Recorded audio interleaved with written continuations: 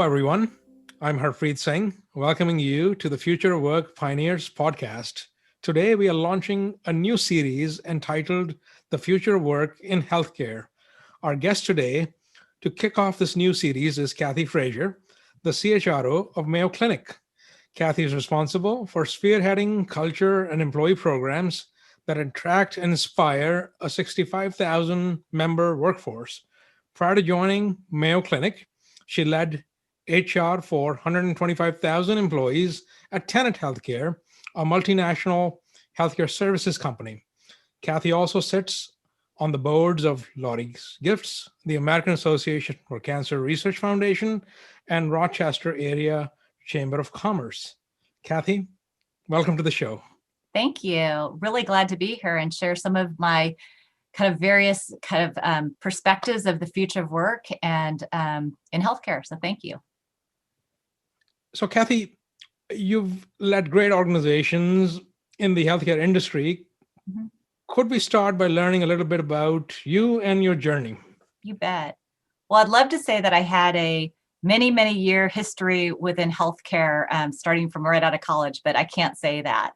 What I can say is I've had a very much of what one might call a lattice career before it was actually in vogue. So I actually started out in auto finance, working in Detroit with out of undergraduate, and then working at an organization called GMAC, so auto finance. Yes, I actually participated repossessing cars and financing dealer lots, but that really gave me a finance underpinning. I then went to American Airlines, where I was a finance person, and then moved over to their Sabre group, where I got involved with a lot of strategy and marketing. I then took a really unusual move, and I jumped over to McKinsey Company and went into management consulting and really found a love in retail and consumer. So I helped a lot of small box and big box retailers and consumer products organizations kind of think about their strategy and driving to consumerism. And then someone took a chance on me, which oftentimes in careers, that's what it takes. And someone took a chance on me and said, gosh, we are looking for someone to run HR. We are kind of in an organization that's a bit of a turnaround kind of circumstance. It was Tenet Healthcare. It happened to be in Dallas where I lived. And so I said, why not? Why wouldn't I go run HR for a healthcare company with no healthcare background and no traditional HR? And I spent 9 years learning to love healthcare, learning to love the function of HR. And it was one of these things that, again, later career move, but it worked beautifully for me. And about 5 years ago, I had the opportunity to kind of work at the Mayo Clinic. And if you're going to work in healthcare and you want to work in the people space, at least I would assert that Mayo Clinic is an amazing place where it's got people that are committed and passionate around what we do, and really kind of bringing the best out of them is what I get to do every day. So it's a huge privilege. That said, one may say, why the healthcare? And I'd say this is that all those experiences, even though some don't feel like they're healthcare, my answer when people say, gosh, that's a lot of things you've done, I'd say, yes, it all contributes to healthcare, because healthcare is more and more consumer. It's more and more finance. It's about strategy. It's about marketing. It's about people. So all those various experience I had actually comes together so nicely within healthcare. And it really is something where I think that most people that actually have this very broad view of life, that have passion in their heart for health, would find a home here in the healthcare sector. I agree. Healthcare is a complex animal. So I can see how all those things contribute to your success. You've talked about the ways in which the future of work will change from the perspective of both employers and employees. What do you think will be the most important change? Well, I think you're seeing it right now, primarily around employees and employees as consumers. So again, this goes a little bit back to my retail background. But when I first came into HR, not knowing traditional HR, I said, well, this feels like employee sales and marketing, right? You've got to actually kind of every day win their hearts and minds. And it's not just coming in and getting a paycheck, at least in healthcare, it really is doing that discretionary thing when people are most vulnerable. It's the very worst days of their lives, the very best days of their lives when they're having a baby, for example. And how do you actually kind of work with that level of heavy human kind of emotion and kind of circumstance? And you've got to attract the right people, and employees have increasingly interests of being who they are and not necessarily having to be kind of follow necessarily the rules of an organization. We're seeing more recently the future of being more remote work. People want a huge amount of flexibility. By example, right now, I work up in Rochester, Minnesota. Today, I'm coming from my home office here in Dallas, Texas. and I get on a plane during non-COVID and I get up to the office, but I have a tremendous amount of flexibility to be able to do that kind of on my terms. I think that this access to or organizations that really create that flexibility is going to be more and more. I also think that there's a huge opportunity for employees that they want is for organizations to commit to their careers. So before, if it was employees or consumers, and I can just take my resume, go down the street, go do something different. Employees, want that flexibility, but they would really love to be with an organization that's committed to their career. So employees, I think, are increasingly finding that there are organizations that kind of fit to their values alignment is the place I want to work. Employers then are saying, gee, can I actually reinvent this person into a different role, into a different career, et cetera, by actually understanding where they are, what they want to do, and be able to put the things around them to allow them flourish over a career. So, employees want that. And I think employers are just getting to the point where saying, well, that makes sense. That it's important to hire the right values aligned people. And once you're here, how do you do everything you can to continue to have people be productive members of that workforce? So, that's how at least I see it from the employee side and the employer's reaction. From the employer side, though, if I took that lens, I'd say employers are really looking for, I'd call it experts of many domains. The one thing we know is that things are going to be different in the future.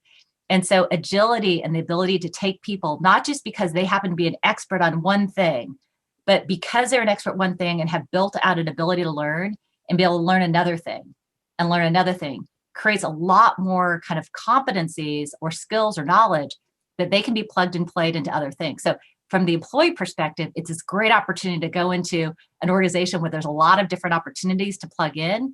And from an employer's perspective, it's saying, I now have a lot of skills with a lot more agility to go where the organization, the competition, the market is going. And so that's just a really, again, a synergy between what employers want and what I think employees want as well. So that's kind of where I see the how work is going to go in the future.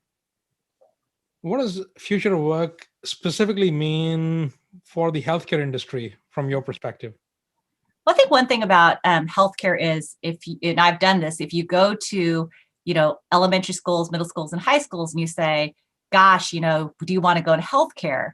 The kids raise their hand and said, I want to be a doctor, I want to be a nurse. So there is this kind of view that healthcare traditionally has been about clinical roles only. And I think that there is always going to be an element that's clinical roles. That is actually the part of delivery in healthcare. But increasingly, it's about digital, it's about informatics, it's about human capital, it's about logistics, it's about devices. And so I think we're going to end up with a world where healthcare is going to have to appeal to people to come into healthcare because they have a passion, a heart, the reason for actually caring for others. And it's that altruistic heart that we have to capture and then say, hey, you want to come to healthcare? There are so many different professions that you can actually explore. And by the way, someone from HR can be finance, can go into clinical, et cetera, right? But really dispelling this belief that healthcare is only going to be clinical. And we need that because we do not have enough people that are in healthcare looking for healthcare careers for the future. So first of all, stimulating that pipeline is going to be really important. And I actually think that it's one of these things where the government, the Department of Labor, Health and Human Services can really kind of lean in a little bit more to kind of understand where is the labor force in the world of healthcare. Not as much discussion, typically about workforce in healthcare, but it is a really important area. I think the other element is about new skills. We have many, many people in healthcare today, and healthcare delivered in the future is going to be different of how it's delivered today. So we are upskilling and reskilling our folks to have a better digital competency. It's being able to focus on the experience of a patient and their families, not necessarily the single point of care. And those are actually very different skills by which we are getting our people in healthcare to be more attuned to. Diversity, inclusion, all these other things are actually really important parts of a patient's experience and their family. So kind of teaching to those elements. We also are doing a lot in healthcare around future of careers. And so this isn't just upskilling and reskilling. It's also saying that if there is, a job that you come into, say you come into an organization as a front desk clerk, and are we actually helping people become a patient care tech? And then are we investing in their education? Are they investing their time into learning something to be maybe a licensed vocational nurse, and et cetera, et cetera? I mean, I see a world where this kind of area of a career and a career pipeline, which is an employer and employee kind of agreement, becomes a huge part of what healthcare will need to do to attract, retain, and actually drive continued productivity and retention of its people. So you alluded to upskilling, reskilling, career pathing. What are some of the initiatives that are underway at Mayo to achieve something like that? And also, what is your take on the role of employer in building these skills and careers? Obviously, you seem very passionate about this topic, but when it comes to the tactics, what exactly are you doing? So I got us first off by just explaining Mayo Clinic. So Mayo Clinic actually is, it's technically, it's tax exempt status because it's a nonprofit. It's because it's actually an education organization. So we're healthcare, we provide services for sure, but we are also education. We have a school of medicine that's one of the best in the country, if not the best in the country.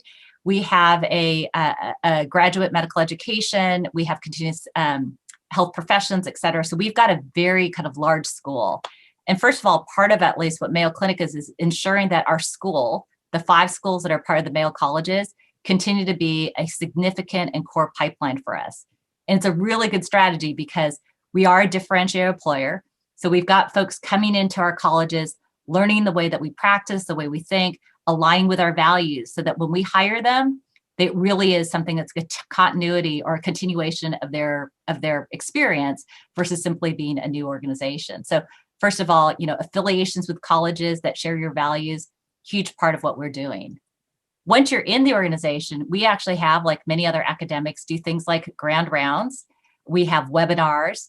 We have a lot of different ways by which people can plug in, not just in their area of discipline, but really to be surrounding around the most topical, most interesting issues relative to healthcare right now.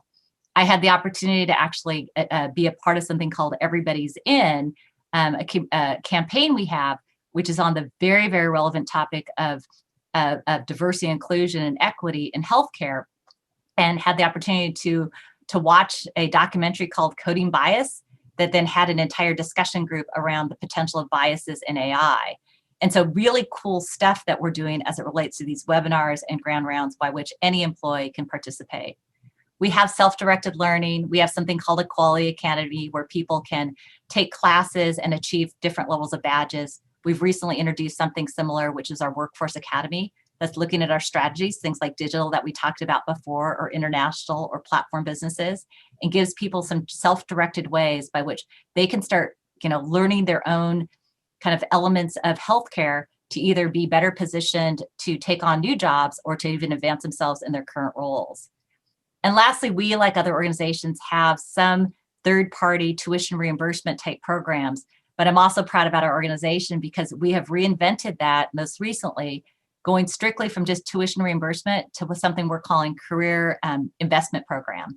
And what that means is that we are identifying roles of the future that are really important and taking cohorts of folks, and as a cohort, having them go through kind of work study so that they will, learn as a community, but also have an opportunity, actually not just an opportunity, but an expectation that they will take on these, new roles that are really critical kind of in the future upon graduation. So it really is a shared commitment of the person to pursue and to spend the time to invest. And it's Mayo's Clinic shared commitment to both pay and provide kind of career opportunities. And that's a program we're just launching, and I'm super excited about it. So what kind of skills have you identified, or what kind of cohorts are you thinking of creating? Many of it is more of, I call it our frontline, kind of really critical. So we have had, I'll use by example, we had a lot of folks that came in that were, less skilled roles for door screening and visitor screening during COVID. They're amazing people with, service hearts and the rest of it. But what do we do? So we're taking that group of people and saying, who is interested in actually becoming a phlebotomist, which is a certificate program, or who wants to be a patient care tech? Those are important jobs for us. There are always those that either people are promoting and going up. So we're actually creating those kind of roles to create those pathways. And the exciting part is we're not just looking at one pathway, we are looking for what happens after that and what happens after that. So it's a good example of where I'd call it even more entry level than it would be something that's more advanced. That's very impressive. This episode is brought to you by Experfy. Incubated in Harvard Innovation Lab, Experfy provides custom future of work solutions, such as private talent clouds and skill taxonomies. Experfy differentiates itself by using subject matter experts to pre-vet and pipeline candidates for AI and high-end technology skills. However, Experfy Talent Cloud Platform is skill agnostic and can be licensed to build custom talent clouds for any and all skills. In a different use case, enterprises interested in employee intermobility can license the Experfy platform to create an internal gigs marketplace where interested employees can be algorithmically matched to projects, gamifying their learning experience. Visit www.experfy.com for more information. You've talked about employee engagement, and you also mentioned elsewhere about employers becoming communities. Could you tell us about your vision of how employers should behave when it comes to acting like communities? Yep. So I think the funny thing about communities is if I was to look around me, I live in a community in Texas, and it's because of my physical proximity to neighbors, et cetera. And, while I'll say that when we bought this house in this particular neighborhood, we were kind of thinking, what's the school district? What are these people are, et cetera. But we certainly didn't join because it was the 5 people that we wanted to spend a significant amount of time with, right? I didn't know what their values were and the rest of it. And oftentimes you get into these situations and you're in neighborhoods that are communities and you just get lucky or you don't get lucky, right? But when an employer, particularly that when you have the opportunity to interview folks and people are interviewing us, et cetera, you end up with getting people that really can be like-minded, that they have, at least in Mayo Clinic. If you ask any Mayo Clinic employee, they will tell you that the primary mission of Mayo Clinic or the primary value of Mayo Clinic is the needs of the patient come first. I would further say that nearly everybody would be able to quote our rich ties values. And it's not because we have really great posters, we have that too, but it's because people see us put our values in action. So there's this group of, nearly 70,000 people that share this value. Now, why wouldn't that community of people that share values that transcend not just your work, but your life, why wouldn't you kind of create kind of strong communities there? It certainly is better than just kind of moving into a neighborhood and guessing who your neighbors are going to be, right? So we have that values that ground us. And so we are kind of going a little bit further than traditional. The easy way is work communities, right? You'll say, okay, well, everybody works here in HR. We've got a big group. We're all kind of similar, so we can have good team discussions, these kind of things. We're values aligned and we trust each other. That's terrific. But we're moving into areas of affinity groups, which looks at things like who are all the people that love well-being, who loves environmental sustainability, who really is affiliated with emerging leaders, or that may be a part of an ethnic or a racial diversity kind of group that actually wants to find community, right? So we've created affinity groups that are opportunities for people to connect physically, virtually, et cetera, to be together. There's also then further, we're calling them connection groups. And these are people that may have an interest, for example, we have physician engagement groups. They might talk about administrative processes for about 5 minutes, and then we pay for their dinner or lunch, and then they create communities. And there's a commitment that they will continue to kind of meet for a while to build their habit of being a part of an engagement group. We're finding those engagement groups actually reduce our burnout. We have group fitness and these kind of things that are also kind of connection groups virtually and physically. But our most recent thing I'm incredibly excited about is our social connections. And in a world, particularly in COVID, where we are all very socially isolated, and it's possible that you may not go out of your house for weeks and weeks and weeks, knowing that you can get groceries and food and everything else delivered. We're finding that our group, our people, we're starting to find that isolation. And it was a real challenge for us because healthcare is typically a very relationship and people-oriented business. So we started doing these social connection groups. And they're things like cooking, or I hosted one on balloon animals. And it's not about the skill itself. What it is, it's the prop to be able to have a connection. So people come to this, they're strangers perhaps, but we have them set up in such a way that we break people into breakout groups. They talk about their interests, they talk about their thoughts, they talk about travel, while they have a prop of cooking or decorating or other types of a book or whatnot. And what we're finding is because we've been able to transcend or at least view that our communities are like-minded people, and on a voluntary basis, people are willing to come in their personal time to be a part of these communities, it strengthens who we are. So yes, we are straddling this work and this life dimension. And one may say, I have people that have told me, oh, keep work at work and home at home and do not mix the others. I'm a huge advocate of saying, in today's world, an employer that actually believes that you can create separation, they're simply not thinking about it in a relevant and a contemporary way. It's all about how do you blend it with your values and your alignment to create communities that will strengthen your workforce. And almost more importantly, it strengthens humanity. Because why wouldn't you want to be with people that share your interests, that are like-minded? It's just kind of way too short in terms of life to do things that are constantly kind of trying to move uphill, right? Many people argue that mental health and well-being are key to future work. So tell us how we should think about well-being. How do we put it at the center when we are thinking about organizations? Yeah. So I'll talk a little bit about how we're thinking about it. So when I think about mental health, I think you could immediately move to the point of healthcare benefits. And you could think about it as saying, okay, what's your network, your mental health network look like? What are your premiums? Who's in network? Who's out of network? All these things. And you can get very much into the cost and the health benefits of mental health. Not sufficient, at least for Mayo Clinic. So we think about it as a broad continuum of kind of well-being plus. So we have mental health that's everywhere from medical mental health to, truly, I call it employee assistance type kind of situations that are happening in the workplace that are distressing, that are stressful, and resiliency kind of training that we put in, to well-being as it relates to financial well-being, social well-being, physical well-being, even to the point of, at our very highest level, we actually think about joy. And we talk about how joy can be created, fulfillment, purpose, et cetera, in our organization. So we have this incredible continuum that we think about in terms of, mental / well-being. And it's that continuum. Now, the really interesting thing we know is that you can go from being excelling to unsettling in a day. I do that almost every day, in fact, and I'm sure many of you do as well. And so it really is trying to help our employees figure out what's the right way to navigate. At what point do you really have a situation that is more clinically oriented versus which might be more employee assistance versus that is just, I need someone to talk to in a connection group because I'm just having a bad day.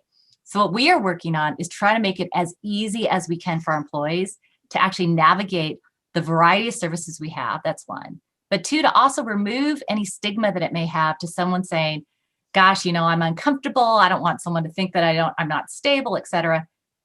We've got to remove that stigmatism. We've got to be able to create it easy to access, let people self-schedule. We need to have open ways by people can get the services that they need. And we have to be able to have active conversation, because this is not something that is something you should be fearful and not say. This should be something that's no different than anything else, saying we have a community of people, as I said earlier, that our values align. We all want to help. And how do we actually give people the comfort that we're there? So again, I don't view it quite as kind of narrow as some, but it is a huge emerging issue. It is important to get your arms around. And what I really want us to do is to do it before something bad happens that forces you to do it. There have been bad things that happen in a large workforce, whether it's suicides or it's, workplace violence, et cetera. The compassion of our people to actually, not just if that was to ever happen, to know what to do, but also to try to prevent that, or at least try early warning signs of that, is an important part of this as well. So just don't wait till something bad happens. Education is increasingly important as we think of future work, and also education as we see evolving, given things are moving remote. And but you mentioned something very interesting, which is the initiative as an employer you're taking to do career pathing. Mm-hmm. How do you think about the assessing what an employee is good at, and then helping them create that pathway rather than just saying, okay, this is what I need, let me find a bunch of people to do that? So I have probably more of a futuristic view, and I can't tell you that Mayo Clinic is doing this right now, but we are thinking about it and trying to figure out how to get there, which is, it's much more like a marketplace. That if I was to say, here are all the jobs that I have or pieces of work, and make it open for people. And it's not just a role, a permanent full-time role, but it could be jobs, et cetera, and allow people to express their interest to say, I have passion and interest in doing this, and here's why I have passion and interest, and I have some level of prerequisite skills to get me, I'm usually going to be, I will triple down on passion and interest with the idea that many things and skills you can either build or can surround people to actually kind of help shore up. So one of the things that we have done is we call it agile staffing, where we've identified pieces of work and we've said, here's a project to do this. We're looking for someone who can do some project management, this like this, it's part-time, if you want to kind of bid on this project. And we've had some really good success on a pilot basis of getting people to gravitate to things that they've self-assessed that they can actually be successful at. Now, what we haven't done yet was saying, and formalize that to say, okay, now how are we going to give you performance feedback and give conversations around this kind of discretionary work? We've talked about it, but not yet executed to it. But in my mind, it's a little bit less around us assessing. It's more about self-assessment. It's about people joining teams to see where they're successful. And if you get to kind of a really future world, it could be where you get feedback, not from your supervisor, but feedback from your clients and your team members to kind of figure out where you're good at. And you take that feedback and knowing your own strength, you're able to apply it to work that you actually think you'll do well at, that you like. I mean, it's pretty futuristic to say it really is consumer driven and choices versus employer and supervisor. And that might not work for all work, but I think that there is some element of that we will start seeing people kind of freedom of actually going to things that they gravitate to, and whether it's number of likes or whatnot, be better assured that they are good or not at. So that's where I'd love to see it. Because again, what's not to like about people taking control of their own kind of future, their own livelihood, their own paycheck, et cetera, versus the employer actually doing it for them. COVID-19 has elevated the role of the CHRO. You've been presented with new challenges. So how is your role evolving, or how has it evolved? What are the challenges you faced or you were confronted with? Maybe you can talk about that. Yeah. Well, I think that Mayo was really well positioned because I think our human capital has never been just around HR. So Mayo Clinic is, again, I provide this advice to others. We have this amazing committee called the People and Culture Committee. The People and Culture Committee, it's 17 people. Now, in most organizations, you'd look and say, oh, it's a bunch of HR people that get together once a quarter and do something, right? This committee has 15 people that are not HR people. There are physicians, there are people in our practice, in our research, education, and other functional areas. And we assemble once a month for 2 hours, and sometimes longer than that for retreats, to think about the people and culture elements of Mayo Clinic.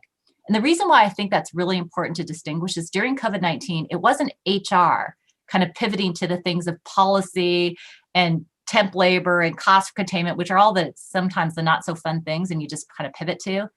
Our conversation was around, how do we keep people well? How do we keep them engaged? How do we keep them not burning out? If there was ever a situation where one of our employees died of COVID, how we were going to help in terms of creating the right bereavement plan and the right safety plan. So we did a lot and continue to do a lot of work on the area of well-being, because it is the element of the workforce that we as Mayo Clinic need. Now, do we have different pay practices for, different shifts, or did we have to kind of do COVID testing in different ways and put policies around short-term disability and all this stuff? Absolutely, we need to do that. And again, I would say that even though HR did that work, and I'm really proud of the team to do it, in part, it was done because the organization has given our ability to be agile enough to pivot where we need to. And even in healthcare, that sometimes is a little bit slower to act, in Mayo Clinic, that is always cautious on doing things too quickly, we were able to pivot on those business issues quite quickly because the organization didn't just give us permission, but it really asked us to do it and actually motivated those capabilities. On the topic of building workplace culture and behavior, you've spoken about new age professionalism, which you've defined as, and I quote, a clear and congruent set of professional expectations in an increasingly volatile and rapidly changing environment. Can you explain what this approach is and why you think it's important? Sure. So we at Mayo Clinic, again, are really fortunate that we have many people that have been here for years. In fact, Mayo Clinic is a place where you could start when you are in your teens and work here for 60 years. And we have a few people that have hit those really, really long milestone journey. And we love that because it's those value congruence people. But if you think about it, even just 10 years ago, or I'd say maybe it's 13 years now, there wasn't even an iPhone, right? This whole thing of social media, what's right, what's wrong, the world's changed a lot. And many of our people have worked here for a long time and have not really, seen those kind of evolutions. And so let me give you a very tangible kind of thing. In healthcare, access to medical records and HIPAA it's a really important thing we get right. We don't want anyone to get access or to see medical information that personal medical information that they shouldn't see it, right? A person receives some beautiful flowers for their birthday. They have a beautiful bouquet. It's in front of their computer. They take a picture of their flowers. They put it on Facebook and said, look at what my husband provided. I'm so happy it's my birthday. Now, in the background, computer screen, HIPAA information on the back, right? Now, did our person plan to do that? Did they want to share with the world, with all of their followers, kind of confidential information on the back screen? Absolutely not. So the new age professional says, you may not have intended to, but you still have an accountability. In this end, you still have a patient whose information, who didn't want it out there, is now been seen by somebody, right? And to me, that's this deal around how do you actually educate people to these new realities? You can't just be in a coffee shop now and just have a conversation on, I didn't really like that policy they did. I don't think it was really, I even wonder if it's legal or something, that kind of fun conversation. Now it can be recorded and actually posted places, et cetera, right? And taken out of context. And what we found is our people are so values aligned and they are relatively trusting that these new realities of social media, of things moving fast with perhaps nefarious organizations that are less committed to our passion and interest that we are, sometimes can take things out of context. So part of this is, how do you educate without creating chaos and without causing people to be incredibly suspicious? How do you actually create paths by which people will do the right thing within our community? And so we've spent a lot of time training and learning, having transparent conversations. And moreover, we've had to take corrective action when through all of that, and people have gone through appropriate training and things, and it doesn't work. This transcends not just social media policies and things like, people doing off-duty conduct that we don't think is becoming the values of an organization. It's sexual harassment and other elements. Things, again, that either may have been black and white in the past, or maybe they were very gray, but now they're actually very relevant. So Mayo Clinic, like most things, we're very transparent. We take things very seriously. We have open conversation and we have compassionate heart, but we also don't have a tolerance where there is actually some tripping up that really should not have been tripped up. So that's kind of what I talk about new age professionalism, because it's not training to where we were 20 years ago. It's training to where we're going. Let's come back to workforce. You've discussed healthcare and how the clinical aspects are often emphasized when people think about careers. If you were to look at from a macro perspective, the trends, what kind of trends are you seeing emerging from a workforce perspective? Well, the trend you're seeing, at least in healthcare, it will follow, I call it an employer's choice. So you are getting a lot more kind of entrance into people or organizations that want to help people's health. It could be Amazon, it could be Google, it could be coming from our insurance organizations, it could come from the healthcare services. So you are getting a lot of invention that is in the end trying to figure out how to help people. Now, here's what we also, a lot of different brilliant ideas, things that we haven't thought about that are shifting our paradigms about how care is given. How do you work through, preventive care? How do you early indicate that someone's going to have the likely of having a heart attack without having any other signs except for certain algorithms, et cetera, right? So you've got, first of all, that. At the same time, you've got the kind of the desire for the consumer to do a lot more things at home. They want to do it at home. They don't want to be inconvenienced. We have, in some regards, commoditized certain elements of healthcare. So I bring those two things together to say, first of all, I think the trend of healthcare is you're going to get a very much of a baseline. It's going to be commoditized. It'll be things that you get as a matter of routine. It's things that are going to be super convenient. You're going to go to Costco, get your kit. You're going to go to Walgreens and actually get your test, whatever it is, or you're going to stay at home and something's going to happen to you. That's going to be there. There is going to be an emerging level of healthcare, and this is where Mayo Clinic's always going to be, which is at that pinnacle of things that are emerging, subspecialty things that you'll just never diagnose without really very good problem solvers have seen it many times, be able to get that diagnosis that you otherwise wouldn't get. It's going to come not only because human touch and actually experience, but it's come through platform and data, and all those things will come together. So it's going to be quite bifurcated. The true kind of high level data scientists, physicians, researchers, clinicians, business people that are thinking about this in a very different way. And then I'd say the rest is more about an operational excellence element of the delivery of healthcare kind of day in and day out. People will live longer. People will actually get better care. They'll have better lives. And I think it's playing within those kind of two parts. You got to figure out where you are. You've got to excel at that. That will mean huge things to the workforce, because it may not be as much as the mid-level providers, but rather at the top of the game, or more in more of a commodity-ish type kind of delivery. So just continuing on that theme, when we think of healthcare, one of the largest sector in terms of GDP in this country, but slow to innovate. So as a former McKinsey consultant, how do you think about innovation? How do you think about the what's holding us back when it comes to innovation? Oh, well, okay. So the easy answer there, it's people's lives, right? You can play with a new version of Snickers, right? And probably not hurt somebody. So consumer retail, these kind of things, they are not safety businesses. Healthcare is one where you can't make mistakes. Now, where I think the innovation comes, it's not making mistakes on people's lives, but there's a heck of a lot we can do around the business and delivery of healthcare. Such significant portions of our costs are related not to delivery of care, it's administration, it's bureaucracy.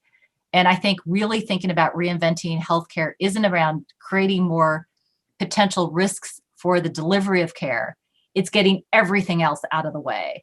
And over the years, we have established more and more, whether it's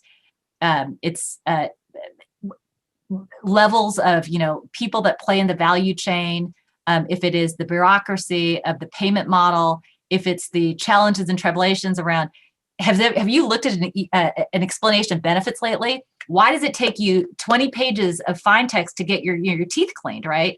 And that's an exaggeration, of course, but we have created so much that is so complicated. I do think that this is a very much of a reimagination of the innovation coming from partially the business and the bureaucracy of healthcare. Get that out of the way. Let the clinicians continue to do the work of miracles of solving people's health issues. They will go faster, people will be happier, and actually costs will go down. We don't save lives because we send out good bills. We save lives because we put our time and attention to looking at humans, understand what makes them different and distinct, and actually solving their issues, right? So that's kind of my view. And I do think that there is this kind of preventive view. Again, partially because of the bureaucracy of how we do things. Well care isn't something that everybody in an equitable way take care of. Well care is super important. If you can actually get good well care, your ability then to not have to deal with the sick care is absolutely there. And so it is this kind of shift upstream to say, can we create more well care interventions, et cetera? Again, funded in part through the simplification of all this administration that we put to this sector because we've been fearful about hurting people. The pandemic obviously has had a significant impact on the system, the healthcare system. How do you see the system being transformed in the aftermath of the pandemic? Yeah. What things are going to change from your perspective? Yeah. So first of all, totally on the record, the pandemic's horrible. Like, I'd never want this. I didn't think this would happen in my lifetime, et cetera, to see the harm and destruction it's had to families and individuals.